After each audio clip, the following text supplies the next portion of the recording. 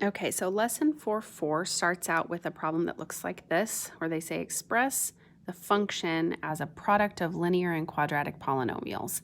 And they've given us zeros, so this is a zero of this function, and then they told me it's a degree of 2.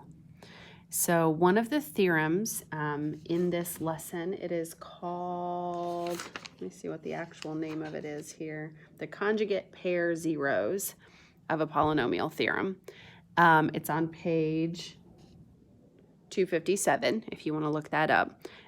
So basically what that tells me is if negative 4 plus 3i is a 0, then the conjugate of that, negative 4 minus 3i, is also a 0.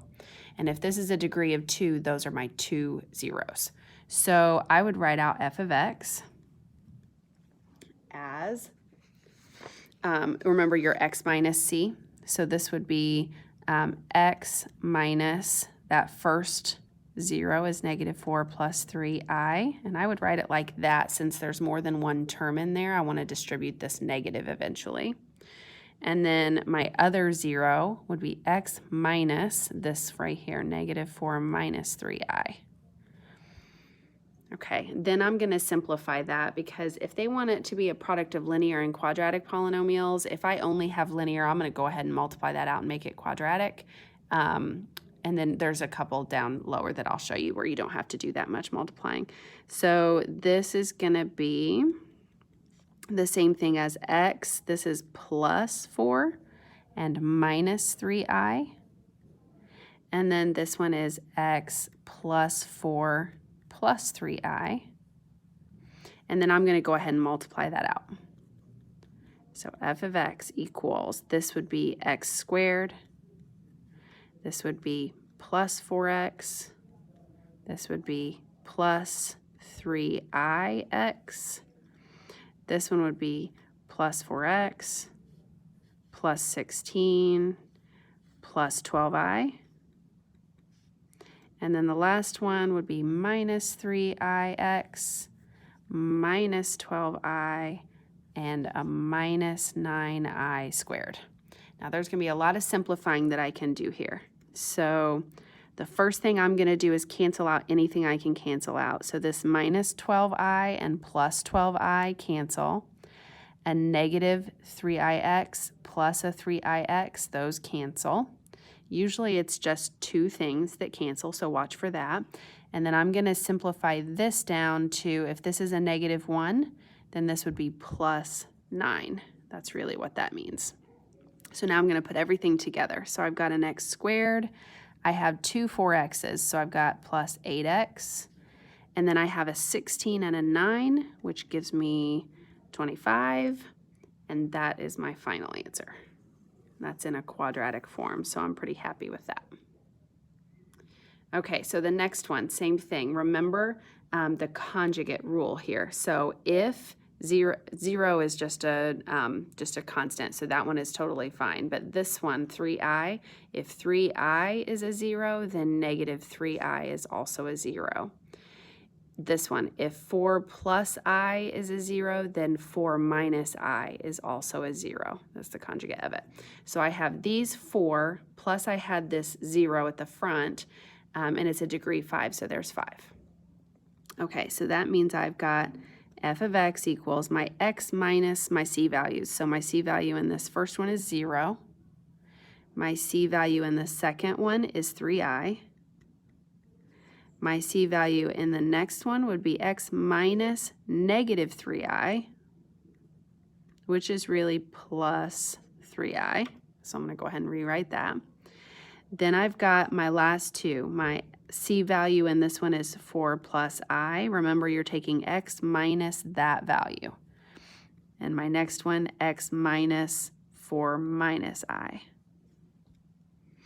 All right, then I'm going to simplify just as much as I can. This is really just an x. And I would go ahead and multiply these two times each other. So that would give me x squared. And then this would be a plus 3i minus 3i, so I'm not going to write that. And then this would be a minus 9i squared, which you could go ahead and write that as plus 9 if you would like. And then the next one, I'm going to multiply. Let me go ahead and write these out. So let me simplify them. So x minus 4 minus I and x minus 4 plus I are those two if I distribute my minus sign, right? Then I'm going to multiply this out. So f of x equals x times x squared. I'm going to go ahead and write that as plus 9. And then this in here is going to be x squared minus 4x plus ix, and then minus 4x plus 16 minus 4i minus ix plus 4i minus I squared. All right, now there's a lot of simplifying I can do in this one also. So this is really a plus 1. So I'm going to get rid of that. My 4 i's cancel. My ix cancels. Okay, so that gives me f of x equals x times x squared plus 9 times x squared. This would be minus 8x. I promise it's not always 8x. And then I've got a 16 and a 1, so that gives me a positive 17 altogether. This I'm okay with because this is linear, this is quadratic, so that puts it in a form like they asked for, so I'm okay with stopping there. When you check the back of the book, if they've multiplied it all out, you can always go back in and multiply it out to check it. Okay, example 2. In this problem, they want me to show that the equation has no rational roots. So there is another theorem in this lesson. It is on page 259, and it's the rational zeros theorem. So basically what it tells you is this. If you have a function, I'm going to call this right here, the factors of that, I'm going to call those D. And the factors of this one, I'm going to call those C. And what they are saying is if you list out the factors of that, so all of those C values, and the factors of that, which is all the D values, and then you take C divided by D, those are your possible zeros. Possible zeros. Now, they are possible. That doesn't mean they have to be zeros of that function. So that's something that we'll end up checking in the long run. So in this particular problem, the factors of 3 are positive or negative 1 and positive or negative 3. Make sure you pay attention to that positive or negative. Factors of 5 are positive or negative 1, positive or negative 5. So I could divide those by either of those and it would work. So my possible zeros then would be a 1, positive or negative 1, that's my C value, divided by a positive or negative 1. Or it could be positive or negative 1, which was that C value, divided by positive or negative 3.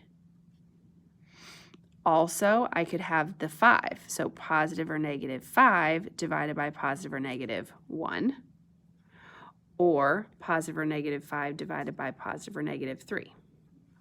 So those are all of my options. We could definitely simplify these down. So I could say this is really just a plus or minus 1. No matter which way you look at it, this will either give me a positive or negative 1 when I divide it. Same thing with this one. This would either give me a positive or negative 1/3.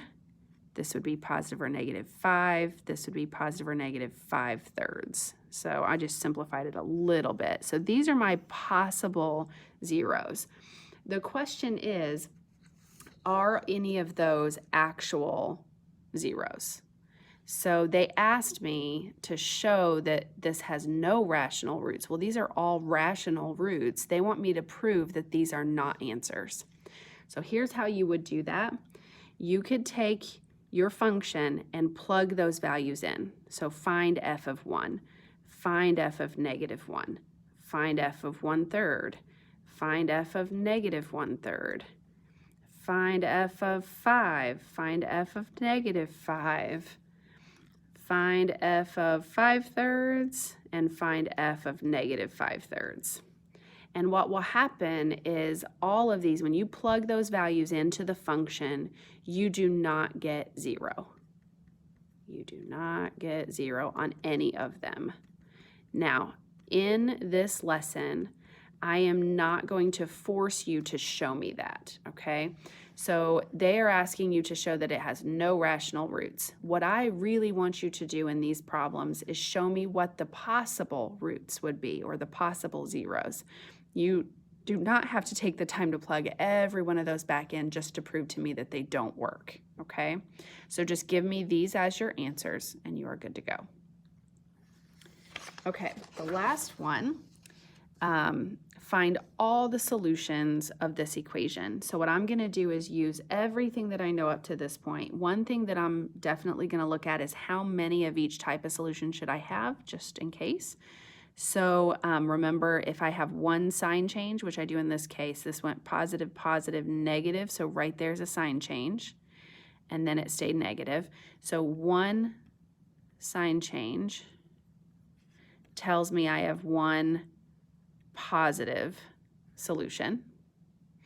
Then if I plug negative x into each of those, so let's do that over here. So I've got a negative x cubed plus a negative x squared minus a 14 times negative x minus a 24. So this gives me a negative x cubed. This is a positive x squared. This would be positive 14x and minus 24. So I have 1, 2 sign changes. So 2 tells me I have either 2 or 0 negative solutions. Remember that from the last lesson. Okay, so when I get done, I should have either 1 positive and 2 negative solutions, or 1 positive and no negative, which then will tell me how many complex solutions I have. Okay, now I'm going to do what we just did in that last problem. I'm going to look for my factors of these two to tell me what are possible solutions here, possible zeros. So my only factors there are positive or negative 1. 24 has a lot more. So positive or negative 1, positive or negative 2, positive or negative 3, positive or negative 4, 6, 8, 12, and 24. So when I divide these, my first possible solution here would be 1 over 1. So positive or negative 1 divided by positive or negative 1 would just give me that. Same thing with this one. If I divide that by positive or negative 1, I'm still going to get 2 and 3 and 4 and 6 and 8, 12, and 24. So this one is pretty easy to find those possibilities. But if this is a different number, make sure you actually divide that out. Then I'm going to use synthetic division. So I'm going to try, I'm just going to start with my first one, and I'm going to try it. So 1, 1, negative 14, negative 24, see what happens. So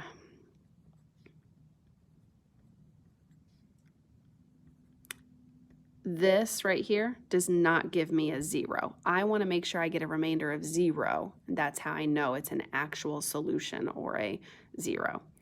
Okay, so that one didn't work, so now I'm going to try negative 1.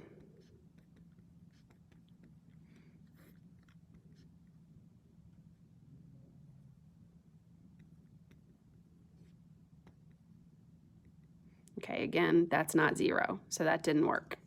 Now let me try 2. So this one is not a solution for sure. Try 2 out though. So 1, 1, negative 14, negative 24. All right.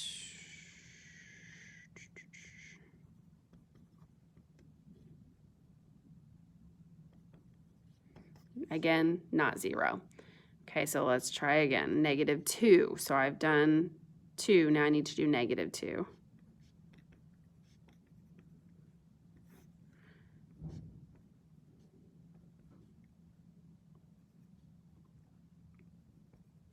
There we go. Okay, so this one ends up 0. So this is a factor, okay? So that tells me that my f of x is definitely going to have x minus a negative 2 as a factor, which really means plus 2, right? And what's left is the other factor. So that'd be x squared minus x minus 12. That's my other factor. Now they want me to find the solutions though. So once I have this, I need to set those equal to 0.